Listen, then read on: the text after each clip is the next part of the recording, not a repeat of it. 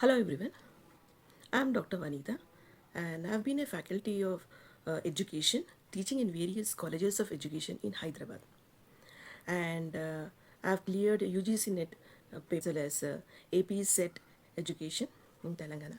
And I feel very happy to teaching aptitude of paper 1. So, so now we'll be starting with a portion related to the teaching aptitude, which includes concept, objectives, and levels of teaching, where memory, understanding, and reflective level are there. In addition, we also have the characteristics and the basic requirement. शिक्षण अभिवृद्धि के portion में हमें शिक्षण अवधारणाएं हैं, उद्देश्य है, शिक्षण का स्तर है जिसमें स्मरण शक्ति है, समझ, शिक्षण और विचारात्मक है, साथ ही साथ विशेषताएं और मूल उपेक्षाएं भी हैं। जब हम शिक्षण की अवधारणाएं देखते हैं तो शिक्षण एक उद्देश्यपूर्ण और जो इंटरैक्टिव प्रोसेस कहा गया है, जिसे हम अध्यापक हैं वे विद्यार्थी को अच्छे बिहेवियरल चेंजेस के लिए प्रोत्साहन देते हैं, उनमें उस चेंजेस लाते हैं और उन्हें जो अभ्यास है अभ्यास के लिए पूरा मार्गदर्शन देते हैं। ये एक्ट ऑफ टीचिंग है। The concept of teaching is a purposeful, systematic, and interactive process aimed at facilitating learning and bringing about desirable behavioral changes in a student. So, as against the earlier, we find a drastic shift from the teacher-centered to the learner-centered process, where the teacher is acting like a facilitator, guide, or a mentor, and teaching is considered as an art of providing assistance in order to make the learning happen. Learner centered यानी कि विद्यार्थी केंद्र प्रक्रिया है, जिसे teacher एक guide की तरह काम करती है, उनमें जो लर्निंग होना है इसके लिए पूरा असिस्टेंस देती है। जब हम उद्देश्य देखते हैं तो जो टीचिंग है, जो शिक्षण है, उसका उद्देश्य है एक्विजिशन ऑफ नॉलेज। जो विद्यार्थी उनमें ज्ञान और नैपुण्य है, स्किल्स है, तो ये लेने के लिए ये प्रथम उद्देश्य है, ज्ञान और नैपुण्य। और इसके साथ जो शेपिंग द बिहेवियर है। So in the teaching objectives we have acquisition of knowledge and skills and knowledge of the subject, and to develop core learning abilities which are related to the cognitive domain, related to the affective domain, shaping behavior and attitude, just to bring about the desired changes in the conduct and cultivate positive values among the student. In addition, we have developing thinking power among the students. It is to stimulate critical thinking, analytical ability, and to creative writing skills, socialization, and self-sufficiency. So, one of the important objectives is to prepare students to be productive members of the society and to encourage independence and social responsibility. Another important objective is to facilitate learning, that is, to move beyond rote memorization and to foster understanding, application, and mastery of materials among the students. So, this is to ensure that it's not just memorization of facts, concepts, but it is to help them to develop the higher order objectives like understanding, application of the learned to new situations, and to master the content. So, this are as per the Bloom's taxonomy. जब हम teaching का, शिक्षण का उद्देश्य देखते हैं तो प्रथम उद्देश्य ये है कि उनमें ज्ञान और जो स्किल्स है, स्किल्स अटेन करने का। जब व्यक्ति सब्जेक्ट के विषय में जानते हैं, ज्ञान अर्जित करते हैं, इसके साथ ही उनमें जो एबिलिटीज़ है और उनमें जो ये एबिलिटीज़ उनमें डेवलप होने का इम्पॉर्टेंट उद्देश्य है। इसके साथ उनमें एक डिज़ायर्ड चेंजेस, उनमें जस्ट इन द उनमें मूल्यों में और उनके कंडक्ट में अच्छा चेंजेस का भी उद्देश्य है।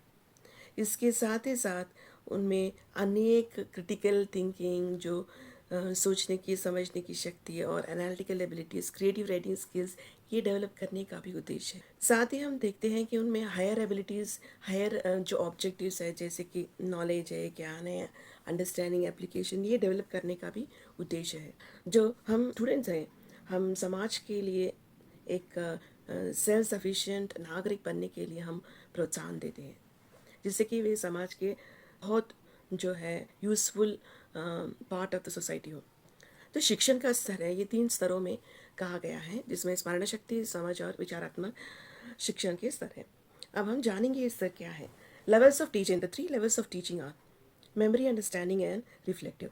So these levels of teaching show progress from basic knowledge of facts to independent critical thinking. So knowing memory level of teaching. So memory level of teaching was given by Herbert, and it involves rote learning, recalling of facts, and repetition. The teacher's role is active, and the student's role is passive. So it is one of the oldest methods of teaching. It is a teacher-centered, and teaching used is drill, practice, and memorization of facts and formulas. So this kind of teaching was oftenly used in the olden days with this enormous amount of practice and drill and repetition of the contents, which was a common method of learning during those days. The main purpose of memory level of teaching is to build initial foundation of knowledge. It is the initial stage often used for foundational knowledge like alphabets or multiplication. Primary stages where the method of learning is or the method of different subjects and the contents of the subjects are like practicing. Usually when children are learning alphabets, they are practicing. The teacher is helping the student to practice and identify that particular alphabet. Similarly, when we see about maths, there is so much of memorization of tables, tables of different numbers. So this kind of teaching is in the primary stages where memory is required for the children. So memorization is often one of the method of teaching. In the next level of teaching, which is a step ahead of the memory level of teaching, is the understanding level of teaching, which was given by Morrison. In this level of teaching, explanation of facts, concepts, such that there is more of conceptual clarity and comprehension and understanding relationship between ideas. So this level of teaching is a level where teacher is helping the student to understand by explaining in depth and such that the student is able to understand with clarity and the student is able to understand relationship with ideas. It is a teacher learner centered, and the method of teaching is explaining, discussing, and identifying with examples. The purpose behind this kind of teaching is to become thorough in the topic of study. जब हम समझ देखते हैं तो ये शिक्षण Morrison द्वारा दिया गया है और जो मेमोरी लेवल ऑफ टीचिंग है उनसे ये स्टेप अहेड है, एक कदम आगे है. तो इस टीचिंग में जो अध्यापक है वो विषय को अच्छी तरह से समझाते हैं और जो अभ्यास का प्रोसीजर है वो एक्सप्लेन करना है, डिस्कस करना है और अनेक उदाहरणों के साथ उस विषय को समझाते हैं जिससे जो विद्यार्थी हैं उस विषय में परिपक्व बनते हैं. तो इस अंडरस्टैंडिंग लेवल ऑफ टीचिंग का उद्देश्य ये है कि वे जो विषय में गहन उनका अध्ययन हो. तो ये टीचर लर्नर सेंटर्ड बोथ है क्योंकि इस विषय को समझाते हैं और चर्चा द्वारा और अनेक उदाहरणों से ये अंडरस्टैंडिंग लेवल ऑफ टीचिंग सिखाते हैं. तो हम देखते हैं कि इस प्रकार के जो टीचिंग है वे स्मृति में ही नहीं लेकिन गहन ध्यान का जब हम देखते हैं कि रिफ्लेक्टिव लेवल ऑफ टीचिंग जो तीसरा लेवल ऑफ टीचिंग है ये हंट द्वारा दिया गया है. Reflective level of teaching is a level of teaching which is considered as a higher level of critical thinking, problem solving, and independent thought. So it is a learner centered, and the method used is case studies, research projects, and analyzing the real world problems. The purpose is to develop higher order cognitive skills.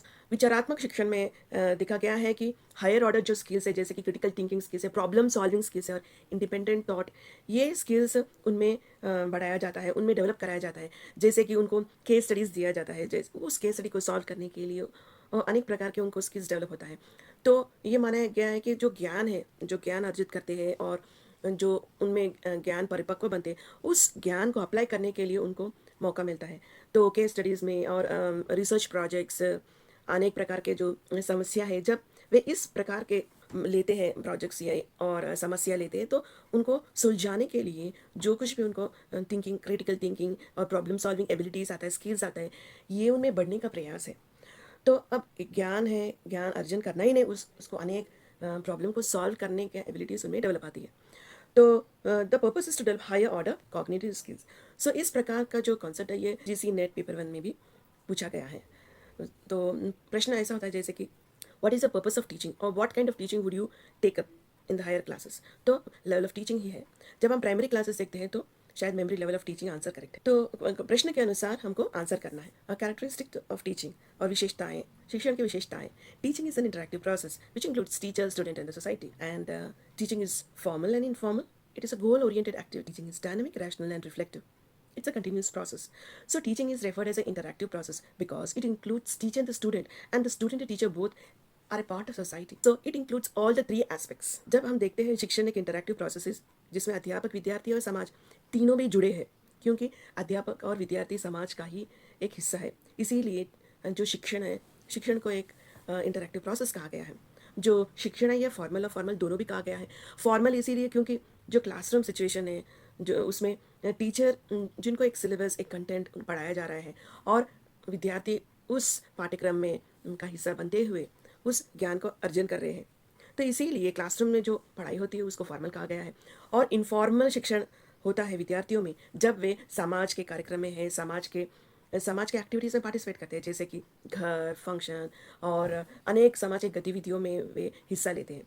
तब बच्चे बहुत कुछ सीखते हैं। अभी हम ये भी देखते हैं कि बच्चे बड़ों से, रिश्तेदारों से, उनके फ्रेंड से, पीयर ग्रुप से बहुत कुछ सीखते हैं। इसके साथ ही साथ वे टेक्नोलॉजी से भी बहुत ज्ञान अर्जन करते हैं। और teaching is a goal directed activity as we are acquainted the teachers are having a specific syllabus to get completed, and the target is the students to learn that particular concepts and a few skills which they are supposed to acquire as a part of the teaching learning process. जो शिक्षण है, ये goal oriented activity कहा गया है क्योंकि जो शिक्षण की व्यवस्था है जिसमें अध्यापक है, उनको विद्यार्थी को सिखाने के लिए पोषण दिया गया है और जिसमें उनका मकसद विद्यार्थी को उस ज्ञान के प्रति अवगत कराना है और स्किल्स से सिखा। Teaching is a dynamic, rational and reflective process.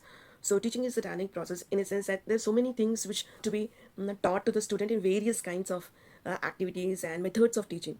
And rational in the sense it is very specific, and it is the contents are to be imparted to the students. It is reflective as they are giving the information where students of learning, and the purpose is not yet to only learn in the memory method, but to understand and to apply in a day-to-day situations. As you see, teaching is a continuous process because there is so many things which are to be imbibed by the teacher, and teaching is a continuous process where as the learning is happening, the teaching is happening. So it is a continuous process. Teaching is diagnostic and remedial. Teaching is diagnostic when they are able to give some kind of practical suggestions to the students as per their performance, and as per the performance they are also able to help the students to get some kind of remedial teaching so that they are able to pick up that particular content of that subject. So teaching is worthy of being assessed, analyzed and interpreted. So we have seen that not only students are being assessed, teaching is also being assessed, analyzed and interpreted, because it's being taught, learned by the children. It is being learned by the student and it is reflected in the performances. So the teaching is also a subject to be assessed, analyzed and interpreted. Teaching is surrounded by ethics and morals because teaching is something as a teacher is supposed to live with the moral and ethics and impart education. Good teaching is always democratic in nature. तो शिक्षण में कहा गया है diagnostic है और remedial है क्योंकि जैसा स्टूडेंट परफॉर्म करते हैं उनको उस प्रकार उनके वृद्धि के लिए एडवाइसेस दिया जाता है ताकि वे दूसरे एग्जाम के लिए अच्छी तैयारी कर सकें। रेमेडियल कहा गया है क्योंकि जैसा उनका परफॉर्मेंस है उनके लिए असिस्टेंस, गाइडेंस, एडिशनल क्लासेस मिलता है जिससे वे उस एग्जाम के लिए अच्छी तरह से कोप अप कर सकें। So teaching is being assist कहा गया है क्योंकि जैसे हम देखते हैं जो विद्यार्थी के मार्क्स आते हैं, जो विद्यार्थी का परफॉर्मेंस है वो टीचर का टीचिंग से आधारित होता है। इसीलिए टीचर का टीचिंग इज ऑल्सो असिस्ट। उनका भी असेसमेंट और इंटरप्रिटेशन जब करते हैं, जब मैनेजमेंट करते हैं और हायर अथॉरिटीज़ करते हैं तो शिक्षण व्यवस्था में भी इम्प्रूवमेंट होता है। सो जो हम कहते हैं कि values are not taught but caught. So it's a reflection of the ethics and morals which the teachers. Good teaching is always democratic in nature as they always cater to the individual differences and each and every student of the class. जो अच्छा शिक्षण है उन्हें democratic कहा गया है क्योंकि वे हर student देखते हैं, उनका पढ़ाई, उनके जो उनमें पढ़ाई का स्तर है उस स्तर को आंकना करते हैं और हर व्यक्ति की तरफ देखते हैं, इसीलिए डेमोक्रेटिक कहा गया है। तो basic requirement of A teaching, मूल अपेक्षाएं क्या है? तो बेसिक रिक्वायरमेंट और क्वालिफिकेशन है जैसे कि डिप्लोमा ऑफ एजुकेशन जो इंटरमीडिएट के बाद है। सो ये क्वालिफिकेशन प्राइमरी और एलिमेंट्री क्लासेस के लिए आइडियल है।